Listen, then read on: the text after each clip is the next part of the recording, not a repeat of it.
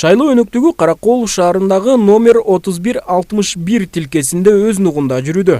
Келген жарандардын дагы маанайы жакшы. Алар менен катар Каракол шаарынын мэри Фархат Алжанбаев үй бүлөсү менен келип, өз добушун берди.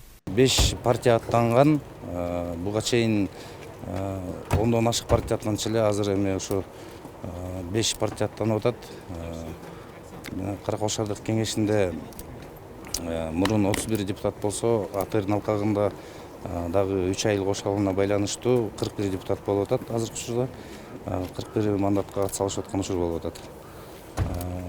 Каракол шаарынын жарандарын бардыгын ушу шайлоого активдүү катышып, өзүнүн тандоосун кылып, өзүнүн милдетин аткаруусуна чакырып кетет элем. Белгилей кетсек, номер 3161 тилкесинде 2309 шайлоочу бар. Алар бул жарандык милдетти аткаруу менен эртеңки шаардын келечегине салымын кошушат.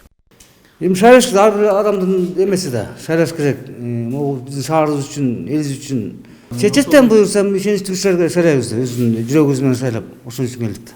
Китап татпаш керек. Эмне дейбиз дагы? Ар бир Кыргызстан жараны болгондон кийин жоопкерчиликтүү болуп, эме өз милдетти аткарып шайлоого келдик. Ошо сезим эмес дегенде, ответственный иш дегенде.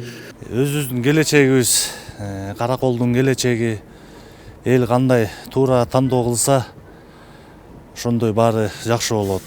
Ар бир адамдын өзүнүн ою, өзүнүн выборы дегендей.